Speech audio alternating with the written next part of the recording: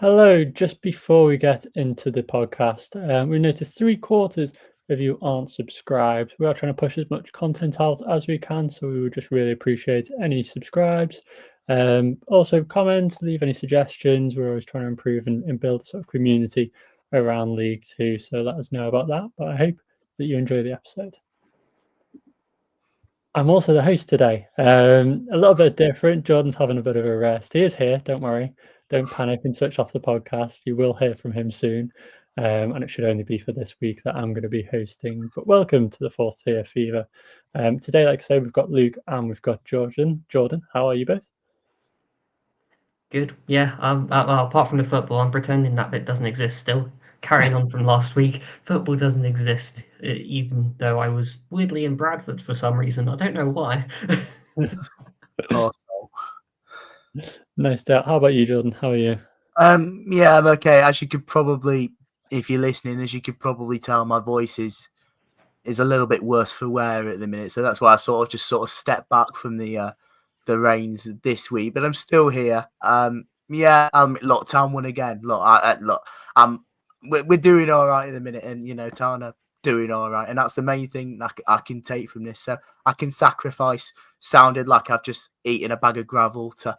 If Town keep winning, that would be days as far as I'm concerned. You've not mentioned it. You did say before you're the only host on the show that's actually won on the weekend. You're the only one, so you've got some momentum there. We'll run through all the games as usual, pick out any sort of talking points. The first one, early kickoff, I think it was Crewe versus Barrow. Crewe won 3-0, picking up points after 6 games without a win. Barrow sort of in a transitional period, really. But what would you make of the game, Luke? Well, yeah, I managed to catch quite a bit of this game actually, and I've got to say it was quite refreshing to see Crewe playing quite that well. I think the first half at times was a bit cagey. I know Presley for Barrow certainly had some chances that he probably should have done better with, but it's kind of the thing. If you don't take your chances while you're on top, eventually you're going to get punished, especially if you're up against a good side. And Crewe are a good side, even though their form hasn't necessarily shown it of late. But in the end, they've taken the chances, and they've got an important win on the board there. They needed that. They really needed that. Yeah. What do you think about Barrow, really, Jordan? Is it that sort of transitional period now? Do they have anything to worry about, and also the new manager? What do you make of him as well?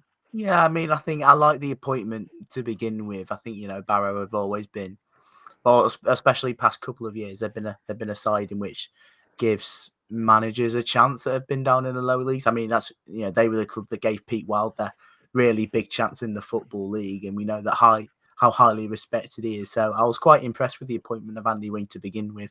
It has been a little bit inconsistent since he has come in. They won their first game 3-0 against us. But since then they've lost 2, then they've won 2, and then they've lost 2 again now to Crewe. So yeah, there's maybe a bit of a transitional period in there.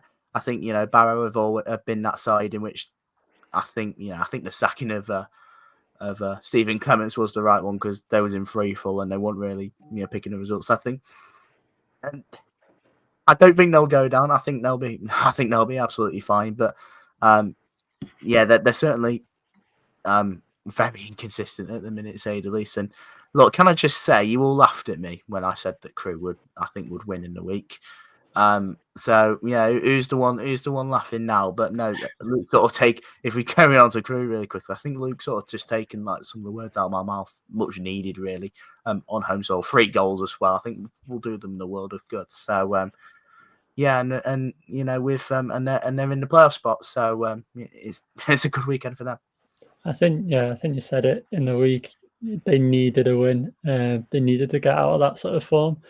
And a game against not a struggling side, but like say an inconsistent side, you're always going to hope that can turn momentum around. They're in the playoffs. They are just about in, just above yourself, Jordan, and Grimsby. You know, who knows? Maybe they could go through the playoffs again. I like their side. I think Crewe's got a really young side. I think we talked about it halfway through the season. You know, they're a side that are so youthful and hopeful. I think quite surprising and quite nice to see when a side does well and it's not full of experienced players.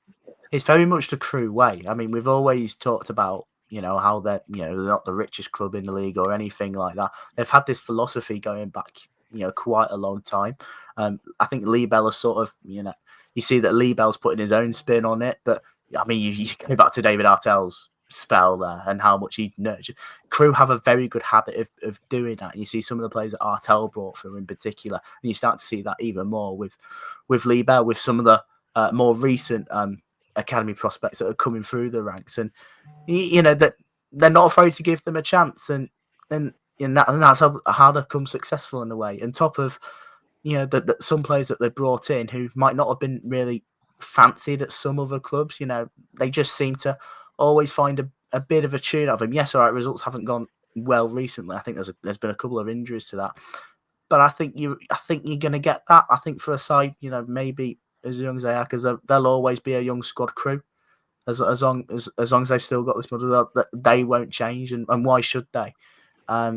So yeah, I mean, it's worked well for them, and it's looking like it's going to be working again. Yeah, I think, like you say, it's such a young squad, and for me, I think we've had so many talented players from Merseyside really that have been, taken by Crewe as well, but clubs around the division really this window, and it's something that I would consider to be such a sort of strong part of Tranmere that we've gone away from, and having that youth, bringing that youth in, and showing what talent your area has, or even further that you've signed and scouted. It's so nice to see, and I'm so jealous of it. I wish we did. And players like Elliot Nevitt, we brought him up, but they really made him flourish in this division, and we saw how clinical and good he was last season. I think it was. Yeah, I'm incredibly jealous by them. I wish that we had that sort of structure here. I think everyone does. It's the way of football, isn't it, really, Luke? Yeah, no, it is, and I think a lot of EFL clubs, not just League Two, across the EFL could actually learn a lot from Crewe. Just that trust in youth. It's something I'm personally very jealous of, because we always have players coming through at Dons, but they never get the chance. And then they'll go off somewhere else, they'll get their chance, and we'll suddenly be like, oh, they're in the Championship now. Brandon Thomas Asante, what are you doing there? How did you get there, and why weren't you playing for us? It's happened sort of so many times. But I think a lot of clubs could learn from that. And just to add on to John's point about injuries, I think they've got about 9 at the minute. I think 4 of which are strikers. So in terms of senior strikers, they don't have much going forward. So especially to score 3 goals, very good going. They've still got some firepower in there. Next game then, Morecambe versus Walsall. Good red card for Rhys Williams in my aspect. But yeah, a solid win for Walsall. They're finally retaining their position at the top of the table. Morecambe failing to slip out of that relegation zone. What do you make of it, Luke? I'll tell you what, that red card really, really annoyed me. Because up until that point, Morecambe were putting up a really, really good fight, actually. And they probably looked like the more likely of the 2 teams to score. But, it's such an unnecessary red card. You can see the guy's going to run through. Whatever you do, if you try and wipe him out, you're going to get sent off. And it's quite early as well. I think it's sort of 52nd minute or so. So, there's still plenty of time left. You'd rather just have 11 men on the pitch, even if you concede that chance. And then they went and scored from a free kick anyway. So, it wasn't even worth it. What you did was lost your man and lost the goal as well. And that was kind of the end of it, really. But I think it's promising from a Morecambe perspective. Also haven't exactly been great of late. It's obviously an important result for Walsall just to get their form back. But I think in the end, it's a huge missed opportunity for Morecambe, because like I said, they actually played all right. Yeah, I think there was Yeah, like you say, so the red card was in the 50th minute, I believe, and then they scored in the 53rd. It was an instant impact after that red card. Personally, I couldn't be happier, obviously. I'm going to say that selfishly as a Tranmere fan. We're fighting for our lives, and we need all the help we can get. I think Morecambe have shown, I didn't quite catch the Walsall game, especially the Doncaster game we talked about midweek. I was really sort of surprised at how much fight they had in their team. I think they've had their two tough games now. I think, you're looking at the Doncaster and Walsall, like I say, two teams right at that top end. They're coming up against some easier teams now in the future, and they've got those difficult games out the way. So maybe they start to build momentum. I don't think it's necessarily a game to be disappointed by, but they can build that momentum. Walsall, Jordan, what do you think about them at the moment? Obviously, we've been not fairly critical, but we've had talking points with them previously. They've started to gain that form back. Any chance of them slipping up, or do you think that they've sort of recovered by now? I think them winning back-to-back games is starting to somewhat erase those doubts. I think just going back to, I think you probably look at the result on face value. You probably expected Walsall to win. I mean, Morecambe did. To be fair, I thought Morecambe would put up a fight, and from looking at it and from sounding like some of the stuff, they certainly did. Obviously, the red card happened, and you probably expected Walsall to take advantage, which they did. Well, a minute later, and you thought that they'd see out the game, in which they did. They beat Chesterfield last time out. I still think I thought they recruited strong in January, considering obviously Nathan Lowe going back. They brought in a couple of other players. Yes, they have had a little bit of a dip, but I think it's just a little bit of a dip. I'll still be very surprised if they don't win the league. If we're going to be honest, I think yesterday's result, sort of affirms it as to why the top. Because you can see that Morecambe were, they were giving it a go, and obviously and like I said, they took advantage, and that's what good sides do, So, look, they can obviously be pleased with the season so far, and the fact that they're sitting pretty at the top of the table. So, they've still got an 8-point gap. It's hard to not feel confident. They played a game more than Doncaster as well, who sit second. I think it was just nothing more than a little bit of a blip. I think they'll be absolutely fine, and it's starting like they're getting back on track now a little bit. Yeah, I think it's interesting to know. Obviously, like I said, we did talk about Walsall previously, and we were slightly sort of wary of them rather than critical, I'd put it. And we did have comments from Walsall fans, and that's what I love to see, because we start the discussions, but we want to connect with all fan bases and talk about it. We're only a few clubs on here, and it was really great to see that people were talking about it, because obviously we've got one point of view, and Walsall fans will know more about it. And the majority that I heard is that they were better in the second half that maybe we didn't discuss at the time. And you look at their two latest games, and all 5 goals in those last 2 games have come in the second half. I think that shows now, and I see it now, how strong they are in that second half. They build into games, and it's what's getting them points if they've got the time left. I mean, it looks smooth sailing now, doesn't it? It's all but over at the moment. For them, Accrington, Doncaster, again, similar sides. You've got Doncaster as second place now, and then you've got Accrington right down in 21st. Another team that I've sort of been cheering on anyone against them, because they are creeping into that relegation battle. Losing 2-1 to Doncaster at the weekend. Obviously, Kelly got a sent off in the 89th minute for Doncaster. Doncaster keeping on Walsall's tail. What do you make of it, Luke? I mean, they got the result. That's the important bit. I mean, this game did not look good in any capacity for either team, if I'm being totally honest. I mean, what sums it up most is there's 3 goals in the game, 2 shots on target. What more do you need to know? But no, I mean, at the end of the day, it's about getting the result, and Doncaster have done that.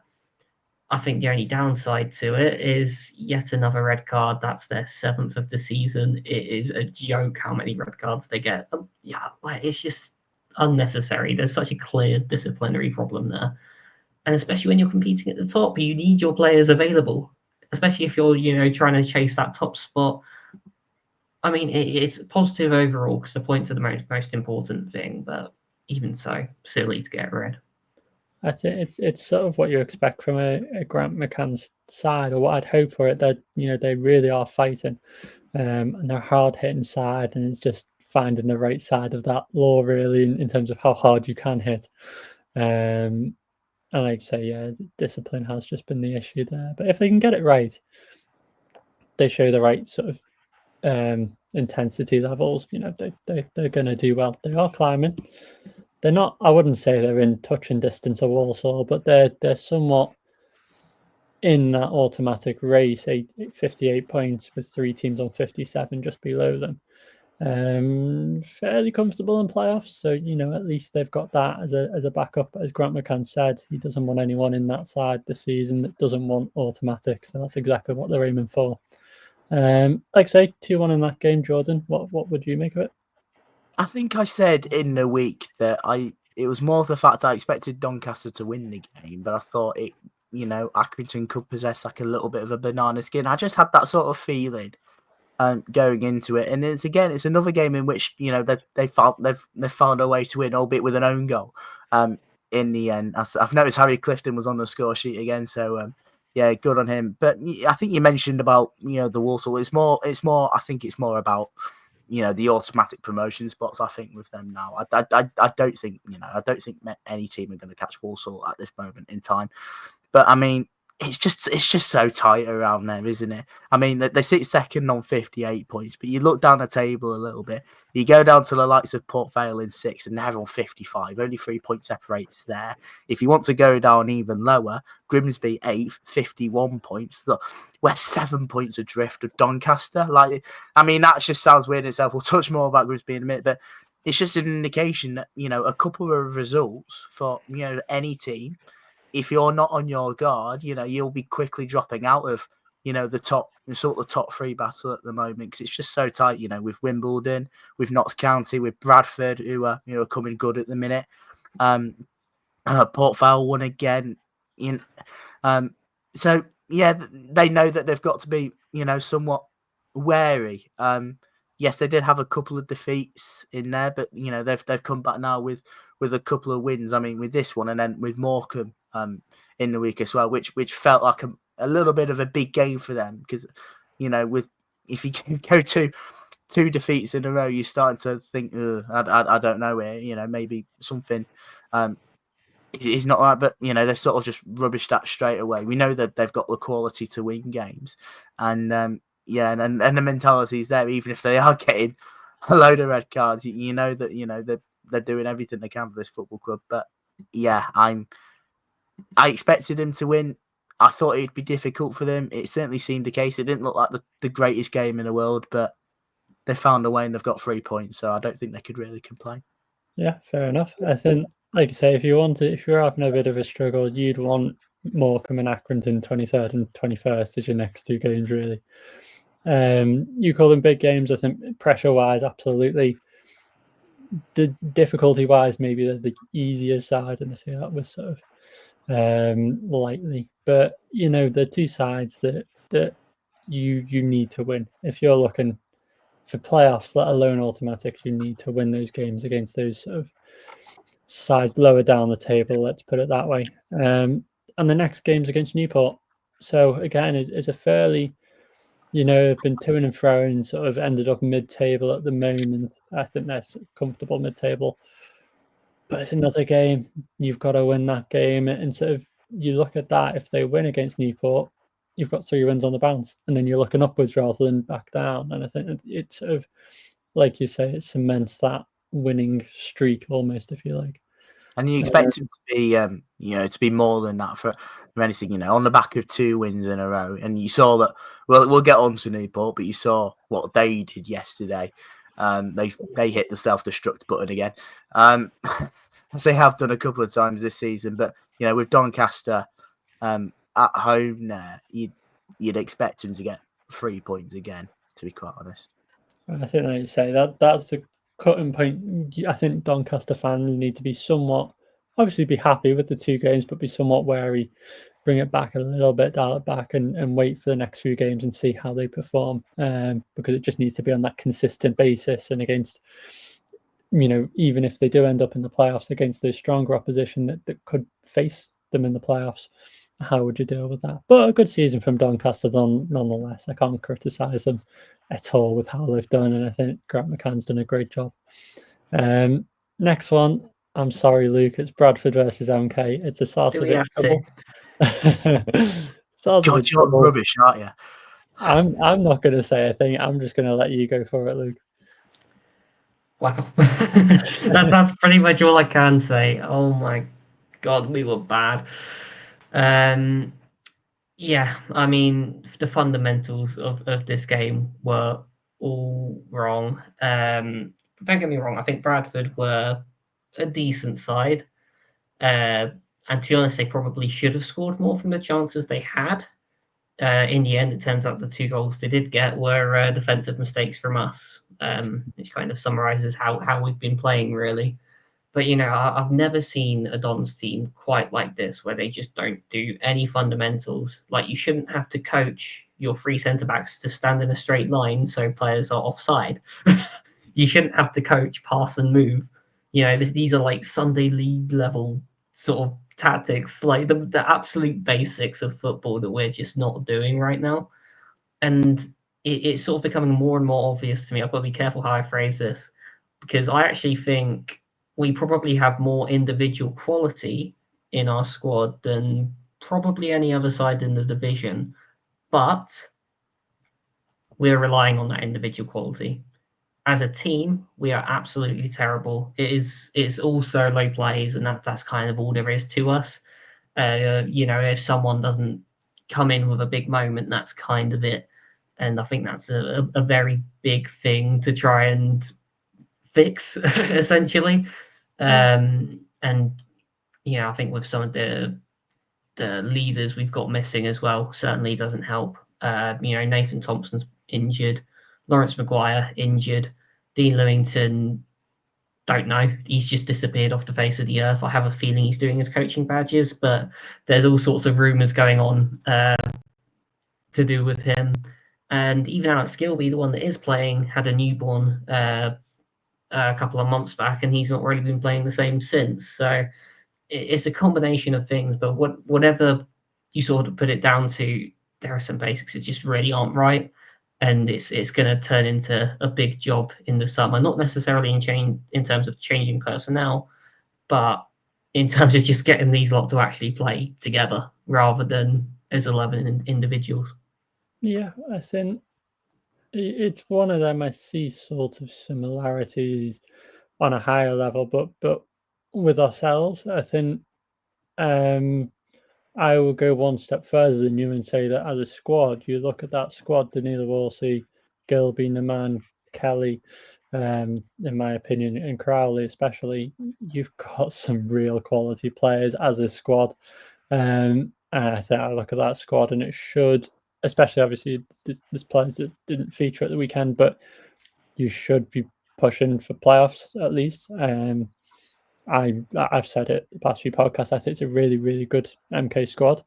So you've got to find. I think the most important thing for you at the minute is just finding out what the issue is. I said with ourselves, you can't have a team that have come in as good players and that turn bad suddenly. Players don't turn bad suddenly. It's got to be something for it. I think there's more to that as well, because look at the players that we let go in January. Like Ellis Harrison has gone straight to top of the league, Walsall, and he's their one of their main strikers. We've sent MJ Williams off to Barrow instantly into their starting 11, playing every game, and these are players that are just sat there on our bench. There's clearly something bigger going on there, and it's quite hard to put a finger on it. I think it's fundamental, and any Tranmere fans that are watching that just rings alarm bells in terms of our minds, because we've had that. Yeah, you've got to find out what's wrong. I think we looked at that squad when we did our sort of half-season team of the season. And a lot of them players, you look at Gilby, the man, Kelly, and my choice, Crowley, and there's a couple others that featured in our team of the seasons, half team of the seasons. Why are they not forming together as a strong unit? I don't know, and maybe it is Scott Lindsay.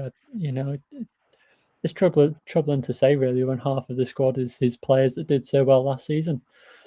Yeah, you've just got to find that sort of something, or look to next season and try and figure out what's wrong. But it'll come, I'm sure it will. With that squad, you've got to just keep going with it, I think. Obviously, Jordan, what are your thoughts on the game? But also Bradford, we were impressed with them in January. Mellon's not done as much as we possibly hoped, but they're still finding the goals. They're really still finding the goals. So what are your thoughts on them, and can they keep it up? I think the simple fact is, they've just been a team, and they have been for look. Bradford have impressed me for quite a while now. They've had this uphill trajectory. I can't even say that, but you know what I mean. But they've sort of just been on this run, especially at home. I think that was their 9th home win of the in a row, which is astonishing. No teams want to visit Bradford at the minute. I mean, it's a really horrible place to go, because that Bradford, that they've got a loyal fan base, a big fan base. They get around 20,000 there every week. So around that, they're going to be up for it. And Graham Alexander's put together a team who are very capable of playing, of doing what they want and doing it well. You see that 2 goals for Anthony Sarcevic yesterday. He's always been a very good player at League 2 level. Quite a lot of promotions at League 2 level, and that's just a sort of, I think, maybe the sort of quality you need. Obviously, it would have been nice if they still had Andy Cook, of course, but they've not. There's arguments that they've maybe been better without him. But obviously, not rubbishing what Cook has done at all. I mean, he'll rightly go down as a Bradford City legend when he does pack up. But at the minute, they just seem to be hitting all of the right notes, and there's certainly a chance for them to get in the top 3, which we've talked about Bradford for a few years now. They made the playoffs once, and there's been quite a lot of times where they've just been mid-table, and there was one season which was it like 18th or something. They've sort of just been there in League 2, but it just felt like something's clicked. That's what it just feels like. Something's clicked, and I mean, they beat what is at the minute a really poor MK Don side. That's not pit no bones about it. One seem like a team where I question if one is at the minute. In terms of, you say that all the qualities there, individually, there's some very good players at MK, but it means nothing if you're not a team. And I feel like that's Bradford at the minute. Look, they look like they played really well in the week against Birmingham, but with all the money they spent, I think that's a clear indication. It's not really much to say at the minute. They look a real good side. Yeah, I mean, you brought it up there, and I think it's something that I find so interesting as a football fan. It's that team mentality, and like you say, for whatever reason, MK doesn't have it, and Bradford definitely does. And I always find it so interesting to see, why is that? What is the reason? Is it a psychological thing? Is it the manager? Is it, and it's so interesting to see. And I don't think anyone really knows. It's just about finding specifically for your club. Looking at Bradford, like I say, they've done well since Andy Cook has been injured. You look at their stats. Since Christmas Day, they have lost 1 league game, so they're climbing up and up and up to the table. Albeit fairly narrow wins. I don't think they've blown many teams away, but they get the job done, and that's what you need. I think that's what we've talked about all season. You need to be consistent in this league. Dare I say it, Bradford fans will hate me for it, but they have a real chance of going up, let alone playoffs, but possibly automatics at this rate. So we'll wait and see for them. Bromley versus Harrogate. I won't touch on this for too long. Bromley in 10th. To be fair, they're within reach of the playoffs. Can they make it? Well, we'll see. Harrogate, again, on the other end, they're in touch of the relegation zone very, very slightly.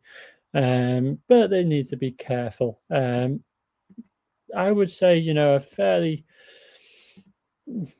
comfortable performance from Bromley. 2 goals, 1 from Cheek. Luke, what's your thoughts? Yeah, it's just turned out to be a very sort of routine win, really. Goal and assist for Cheek. How many times have we said this season about how he's their star man and all the rest of it? And I mean, every team in the league is going to know that. Doesn't mean they can actually stop him, and prove to be too much for Harrogate. But I think with Bromley, you're touching on the playoffs there. I think the next 5 are very, very crucial. If you have a look at their fixtures, it's Bradford, AFC, Doncaster, a little bit of respite with Tranmere, sorry, and then Walsall. But, you've got 4 promotion contenders right there. If they can pick up a couple of results, and then their fixtures get easier after that, or quote-unquote easier, then by all means they could do it. If not, then I think that's their season over. So I think in the next couple of weeks, we're going to find out a lot about what Bromley are about and if they have the capacity to make playoffs. Yeah, I'd even put us in that. I know I've consistently slated Tranmere since coming on the podcast, but I think in that position, if we keep losing games, it's going to be do or die for us. I think we're going to have to get something. So even us put it into that, we would give everything in that game. So it's another tough game. Jordan, what are your thoughts on that one? Yeah, again, I think it was just what pretty much I expected. I think Bromley, they've picked up a few wins recently, and they get to not a great side. Let's be honest. With them at home, you expected them to do the job, and that's exactly what they did. I think for Harrogate, to be quite honest, I think they're counting themselves lucky that at the minute that there's 3 or 4 teams that are worse than them. If truth be told, yes, they beat Swindon last week. You felt like that was a pretty big one, but they do need to look over their shoulders. But look, Bromley have got some big games coming up. Luke's mentioned about like the next 5. The playoff dream is still on. It's still on. There's no way they're going down or anything like that. They are. I think from looking at this, if my maths is correct, they are 7 points adrift for Crewe. Yeah, I had to just quickly read that. But look, even if they don't make playoffs, it has still been a successful season for Bromley, massively. Their first ever season in the Football League. I think they'd have snapped your arm off for them to be even with a shout coming into these sort of last couple of months or so. And they've had some really good wins and had some really good results along the way. And yeah, I mean, a lot of them is down to Michael Cheek as well, and a couple of us in the squad. They've got a really decent squad. They know how to win games and whatnot. So yeah, it's just what I expected, really. Bromley, they're a good team at this level, and they've certainly been comfortable in League Two. I think they will be for quite a period of time yet, but it certainly won't be a catastrophe if they make the playoffs. I think you certainly see that as a very successful first season, at this level in their history. Do you think at the end of the season, obviously, and a fresh start, especially for a newer side to the division, first season is always sort of, it goes one of 2 ways. Either you really struggle or you really sort of, I wouldn't class it as overperforming, but I mean, we saw that we overperformed when we joined League Two. That they're doing really well. Can they maintain that next season? There's questions about both of you, really. Can they maintain it? Do you think Michael Cheek goes? Would they struggle in that case? There's 3 questions in there, but it's a tricky one. I mean, obviously, without being able to see their summer business, because I think it's going to get tougher. Money is gradually sort of trickling down the leagues, and I think as every season goes on, you're going to see the teams without money slip towards the bottom and the teams with the money go up towards the top. You've potentially got a couple of sides coming into the division that could spend big. I think Barnet or York coming up potentially. Either of those could be a threat. You could still potentially have Peterborough coming down. I mean, what would they be doing here? It's not going to get easier for a side like Bromley, and getting hold of gems like Imre. That's not a given either. and it's going to get tougher for them. I think they'll still do a reasonable job. I just don't think they'll necessarily hit the same heights of the top half again, to being brutally honest. Yeah. Jordan, what do you think? Will Michael Cheek stay? Or how much interest is he going to get from this season? I think I think with Cheek, I think there's an element of fortune that I don't think age is on his side. He's 33 now. I think, and I think, some clubs might look at that as maybe an off-putting factor. But again, they'll probably look at his goal record and say, right, okay, maybe, if we can get a year or two out of him, if him to score goals, and they've done their business, haven't they? They've done their job. As I'll be honest, I don't see him leaving anytime soon. He's been there for quite a long time now. Seems very settled at Bromley, and it seems very settled as a Football League player. I've said many times, I'm surprised it's taken him this long to be a Football League player, because he's scored, quite a lot of goals at National League level. But yeah, I think that might keep him, to be honest. But it's certainly season that they can build on. Yeah. No, absolutely. I think the next game, I mean, again, I'm happy with this one. It's a 0-0 draw versus Carlisle and Gillingham, two struggling sides. I can't complain. I put it down as a solid point for both sides. Maybe that's just based off of my opinions and how happy I am with it. I don't know. But both sides probably would have wanted more from the game. What are your thoughts, Luke? If I'm being honest, I think it's an awful point for both sides. Both teams really needed a win in some capacity. Someone needed to leave that game severely disappointed that they've come away with nothing. So the fact that it's a 0-0, it's just a very sort of dry performance from both teams, really. It's the fact that both teams struggle for goals as well. And I mean, from the chances that were in that game, there should have been goals. It's hard to look beyond this being a bad point for both sides. Gillingham are quite lucky; they've got quite enough points on the board already, probably. Whereas for Carlisle, it's just another wasted opportunity. Yeah, Jordan. Obviously, Mark Hughes taken over Carlisle. Do you see a way back for them, or is this sort of stopping them from getting any sort of momentum? I've always said that I think when he took over, he's got a hell of a task on his hands. And that was one thing I certainly noticed when they played us a couple of weeks ago. I'm looking at that result, and I'm just looking at it on face value. It's just very meh, isn't it? I mean, for Gillingham, it extends their winless run to God knows how many now. And for Carlisle, I think it's a missed opportunity, as they've not taken advantage of the side that are on this winless run. And I think it says a lot about how poor both teams are, truth be told. Luke's pretty much nailed it. Both teams, they don't score a lot of goals, but I think, Gillingham have that cushion, whereas Carlisle don't, and they need points on the board quickly. I mean, it's a point, but they need more than 1 point. They need wins, and they need it as quick as that. And they've got to be taking advantage of games like these. I mean, they've got Barrow next local derby. It's a game where they have to go for it. It's as simple as that, as far as I'm concerned. Draws aren't good enough, I don't think, anymore. I think they need wins. Yeah, I think they're long past that period. I think they were just entering the period with Mike Williamson where they need to turn it into wins. They were sort of building momentum maybe and getting used to it. And then it was sort of coming down to that crucial time where they need results. Mark Hughes doesn't have that. They got rid of him, and now Mark Hughes is there. He doesn't have that. He's got to get results very, very quickly. But yeah, I mean, who knows what happens with both sides? They're both sort of, Gillingham need to be careful, but obviously Carlisle need to pick up points. From one draw to the only other draw in the League Two, we're going to go to Colchester versus Wimbledon.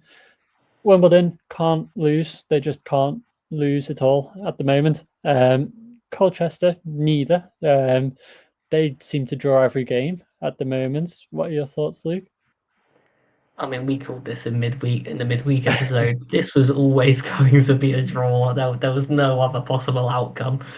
I mean, Colchester probably had the better of the chances, and I don't think AFC were particularly convincing away from home, and that's been the case a number of times now. But it's a case of if you can't win, don't lose. I've said it in a number of episodes, and they've done that again. Colchester are in good form, and yeah, I think again, I think it's just well, where the other game was a terrible point for both sides. I think this is actually a good point for both sides, really. Yeah, Jordan, your thoughts?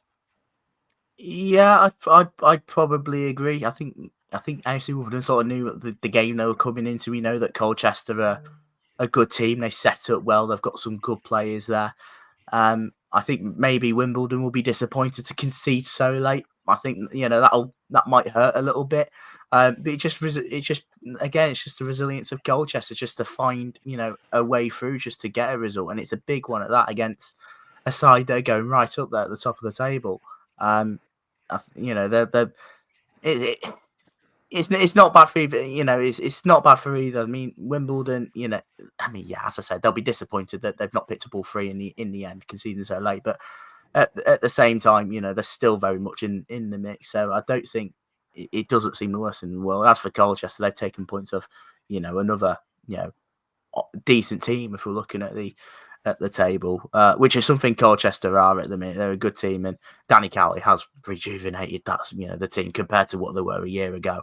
They're a completely different force of what they are now. 3 straight draws for Colchester. Man, we have talked about how Colchester, I think, probably do need to turn more draws into wins, but I mean, yesterday you probably take an 89th minute equaliser. I think you probably take it against one of the better sides in the league. So yeah, there's arguments for both, whether it's a good result or a bad result or not.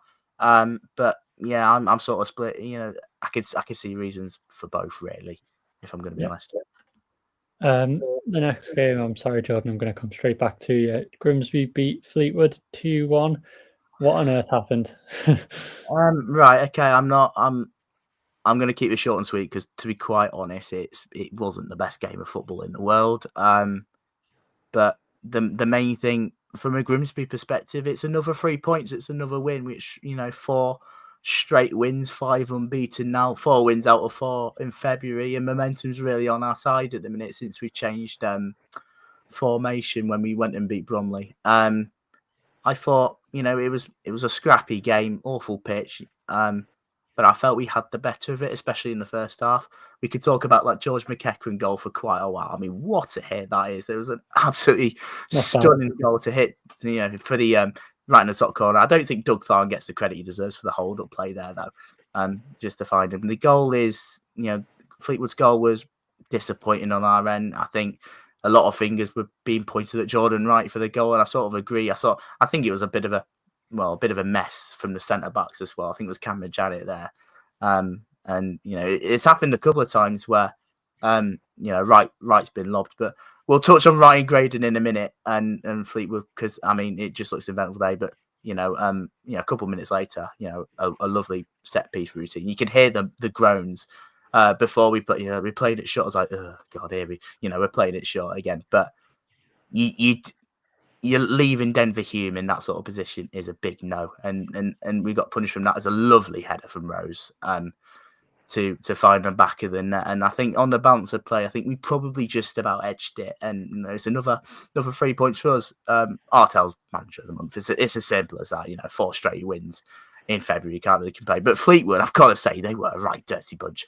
Quite a lot of yellow cards. The referee was poor, mind, but I mean, going back to Ryan Graydon, I know there was a lot of talk. I was with Nappers before the game. It was talking about it.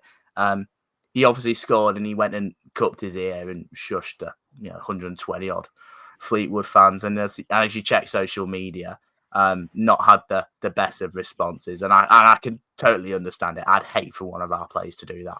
I would absolutely hate it. I'd probably go as far to say I wouldn't want to see them play again for us. Just a couple of other bits. Apparently that their assistant was having a pop of their fans. I didn't realise Pete Wild was sent off until about 6:30 when I came home. He was not on the touchline, but it seemed a very eventful day from a Fleetwood perspective. But from a Grimsby perspective, it's going all right at the minute. It's a good time to be a Mariner at the minute. 1 point, 1 point off the playoff spots, and with momentum really on our side at the minute. It's a good time at the minute. Yeah, I think that covers pretty much everything. But anything to add, Luke? Yeah, I mean, for Fleetwood, it's just another kind of flat performance, really. I mean, they scored finally. That before that was 3 games without a goal, but it's still not necessarily convincing. And yeah, I still think their season's done. I mean, they've got Gillingham next, and if they can't get a couple there, then I don't know where they're going to score next. To be honest, it's just very, very flat. Yeah, I think for me, I've been so impressed by it's another team that the way they structure their sort of signings and their loanings out and everything. I think it's such a good way of doing it. And yeah, I'm very jealous again.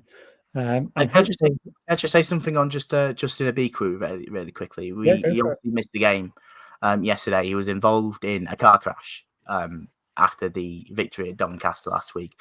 It doesn't sound too bad, thankfully. Just a couple of bruises. He's shaken up by it, but it's stuff you don't want to hear, really. Thankfully, he sounds like he's okay, but it's never nice. But I thought we did pretty well without him. But I'm looking forward to seeing him hopefully in a few weeks once he's sort of recovered. Yeah, absolutely, and we all hope that he recovers very, very quickly and very well as well.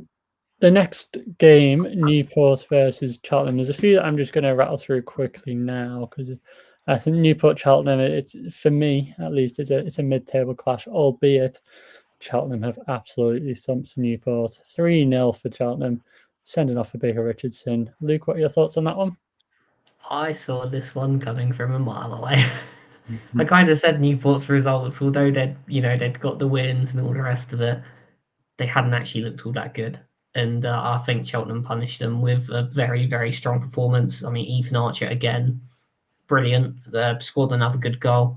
And like I said, I think it just sort of proves again Cheltenham do have something there, not enough to push them right up the table, but they're a decent little side. Yeah, Jordan, anything on that one? Yeah, I think I mentioned with Newport earlier. I think they very much pressed the self-destruct button on this one. It's certainly a game in which their defenders, and especially Nick Townsend, will probably want to forget very quickly. And of course, the red card to Courtney Baker Richardson at the end sort of just dampers their woes on the game because now I don't think they have a recognised striker with Hudlin out injured, and they've loaned out Cargbo and Jeff got. I don't think they have a real recognised striker left. So yeah, look, it's a very good win for Cheltenham, mind you. They're a side in which they've been doing all right recently. They're not a bad team. They've obviously been a lot better at home than away from home. So they'd be pleased with that one. That they've managed to take advantage of somewhat a bit of a mistake-ridden Newport team at the minute, which is probably not the way for their recent unbeaten run to end. They've liked it to one, gone for a bit longer, and two, not give it away in that sort of fashion because it did look like a pretty poor day at the office. But no, Cheltenham are a good side. Grimsby head to him next week, and I think it's going to be a really difficult game. You see that Michael Flynn's really implementing his style there. Some good players there, especially at their home patch. So it's certainly a good day for them for all things concerned. Yeah. Next game, Notts County versus Tranmere. Unfortunately, we're going to have to talk about this one. I'll take it a little bit, but I think from our point of view, effort is there. We can see effort. We've seen it in the past 3 games: draw against Fleetwood, draw against MK Dons, and then this game, which has ended in a 2-1 loss. Disappointing. If we're going to pick up points, I think those 3 games are where we should have done. I think all teams, I'm sure you agree, Luke, I think you can admit it, that we should have picked up something if we wanted to escape relegation. I think that was the game to do it, and especially the game previous and this one. So it's disappointing that we've picked up 2 points instead of a full 9, really. I think if you're going to, like I say, if you're going to do it, you need to pick up that 9. And Sam Finley said a few weeks ago, he said to fans, it's the quality, it's not the effort. The effort's there, and fans are seeing it. We can see the effort, and we applaud the players for it. But it's just that finishing touch. We can't score a goal, and the longer it goes on, the longer I can't see a way out for us, really. Injuries around the place as well. 2 players I thought could sort of provide the goals. Maybe they're both injured. Sol Solomon and Luke Norris. I don't know where it's going to come from. I think changes, substitutions, bizarre. Starting 11's bizarre. Wins was, well, I can't see the last time we won really. Red cards, everything's going wrong at Tranmere at the moment, and I think it falls down to the manager. Unfortunately, it's been a weird setup really for weeks, and I don't think that the players are sort of understanding it. As I said with MK Dons, I think I said on a podcast a few weeks ago, Tranmere don't have bad players. We've got players that have had AFL experience for years and years. The majority of them, they don't turn into bad players overnight. There's other circumstances around that. And I think, like I said, with MK, you've got to figure out what that is. I think fans are starting to fall on in Tranmere's case, it is the manager. Players are coming here and not performing as well as they have done elsewhere. And we've just got to get that sorted. Hopefully takeover on the horizon, maybe we will. But we'll just have to see. The other one on Notts County's side, Maya Traore, what an addition. He's only played 23 minutes in that game. I was saying to these guys before the podcast started, he made 8 touches, 4 passes, all accurate, and 2 assists from 8 touches. It's an incredible start. What do you guys have to say? I'll open the floor, obviously, with the time. Notts County doing well. Do they have transfer automatics? And then obviously we know about Tranmere. Yeah, I mean, it was well, it's another one where Notts have got they've got the result, which is kind of the most important thing. I don't think it's necessarily their best. I know they've got a couple of key players missing at the minute, but again, at this stage of the season, it's the result that matters most. And actually, from a Tranmere perspective, I'll add, in isolation, this performance wasn't actually all that bad. No, you've held one of the top sides in the division for 80 minutes, and I think if you didn't have everything else going on, you'd look at that and say, oh, you know what, we gave that a good go. But then you add everything and you add the context to it, and it's like, oh no, not another one. So it's a bit of a shame. It's good to see an improved performance from Tranmere, but you needed it to be the result at this stage. Yeah, if you don't mind, Jordan, I'm just going to skip to the next one if that's okay. Oh, do you have anything to add? No, get it gone straight. I think just very quickly, the only thing I'd add is the fact, when I checked my phone, I expected it to be more, and seeing that the times that Notts County did score, I think it certainly did look like that Tranmere were very much in the game. Just the fact they've just managed to find a way a couple of times, and maybe that's just the quality of the two sides at the moment. So it's 3 points for them, especially after in the week where they drew 1-1 with Colchester, where it didn't sound like their best performance, and they dropped points in that. I think they wanted to get back to winning ways as quick as they can, and they certainly did that.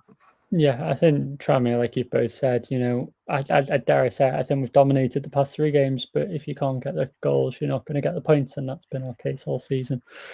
But fingers crossed for me, it returns. I'm going to skip over to the Swindon Chesterfield game quickly. For me, it's a game of 2 mid-table teams. I don't think either really have anything to play for this season. It finished 1-0 Swindon. Any thoughts? Yeah, just decent result, really. Very, very flat performance from Chesterfield, and I've kind of said it over the course of the season. I don't think they have quite enough, and it is kind of at the point where they're tailing off. A lot of that is due to injury, but it's a decent result for Swindon. Not particularly huge, but it's just enough, isn't it? It's just enough. You got the result. Yeah, Jordan. Oh. Yeah, no. So you probably see me a few times if you're watching this video. Just sort of just music on. Yeah, I think it's a decent result for Swindon, isn't it? I know that obviously Chesterfield have had their injuries, and they were hit with another one yesterday. It looks like a bit of a bad one from Tyrone Williams. So there's that one. I mean, look, and it's one of their former players that's come back to hurt them from the penalty spot in Kabongo Shamanga. Chesterfield will be very much aware of him. Was on fire in the was it the 21-22 season, the year we went till before he picked up a really bad injury. He was scoring goals for fun with them. So it sort of felt inevitable that he'd bag one way or another. But it's 3 points for Swindon. To get back to winning ways after a defeat at Harrogate. Should probably mention about the Ian Holloway red card as well. That sort of it got a smile from me when I saw that. Looking through the results, I mean, fantastic stuff. That's all I'm going to say on that. I mean, the final game, Port Vale, they're in 6th at the moment. They were against Salford. They beat Salford 2-1. Another red card. It's been a day of, a weekend of red cards, really, and sending offs. Yeah, Port Vale cement their place in the playoffs. Salford slowly falling away. Luke, what are your thoughts on that one? Well, yeah, I think it's a solid win. I don't think Salford were as clinical as they probably should have been, but in the end, it's a solid performance from Port Vale at home. An important 3 points, obviously. You're batting away a potential playoff rival there, and well, the only downside really was that red card. Although not if you're me, because I quite enjoyed the fact that Ronan Curtis got sent off. Couldn't happen to a nicer bloke. That's the MK Dons in you there. What are your thoughts on that one, Luke? I mean, it's a good win for Port Vale, isn't it? Not Luke, sorry, Jordan. I was gonna say for change. Yeah, it keeps them in and around there, doesn't it? You know, they've been pretty decent at home, Port Vale. They've had a few decent results recently, and they've topped it off with another one. I mean, you're probably looking at it from a Salford perspective, just the 1 win in 8 now. I wonder who that win was against. They're starting to fade away quite quickly, actually, and you see the forms that the form. Some of the clubs are. I say that. I mean, Crewe haven't been in the best of form either, but it's just more the points difference. I mean, look, even Grimsby, we've got a 3-point gap on Salford now. I do question about that red card a little bit. I've seen a couple of things maybe on that. I'm not sure, to be honest. I don't know. It didn't really seem like a great deal in that, but look, it's 3 points for Port Vale again at home. They're 6 at the minute.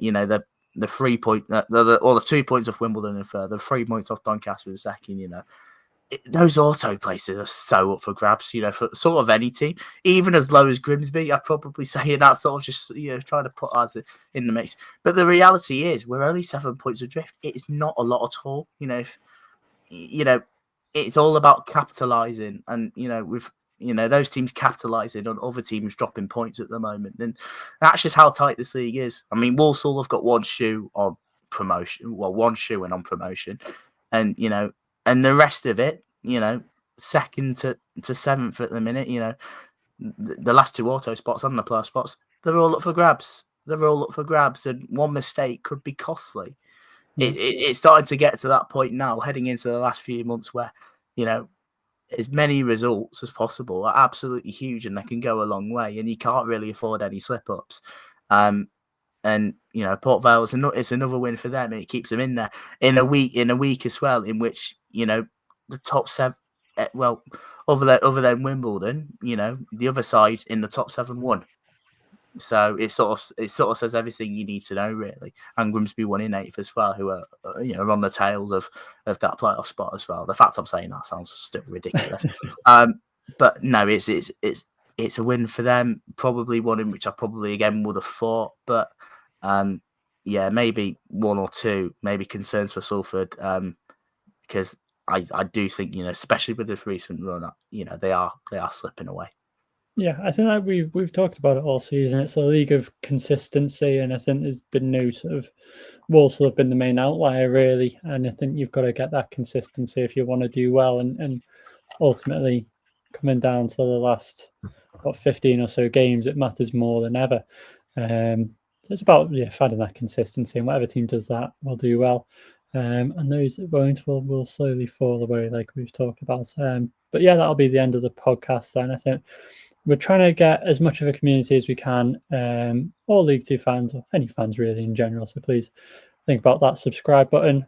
Comment your thoughts, as we always want to hear them. Like I've talked about a few comments, hopefully in this podcast. So we want to get as many people as we can involved in the discussions, and we'll try and bring them up when we see them. But it's been a good podcast. I think we've survived, and we've done okay. So I hope you guys enjoyed it. I hope it was a good listen. But I'm sure we'll be back to normal next week with Jordan hosting, so I can hear. I'm sorry. I started like a right state, but we powered through it. So no, it's been good. I think we've managed it, but we will be back hopefully with Jordan hosting too. It'll be back to normal next week. But I hope you've all enjoyed it. We've been the 4th Tier Fever, and we'll see you next week.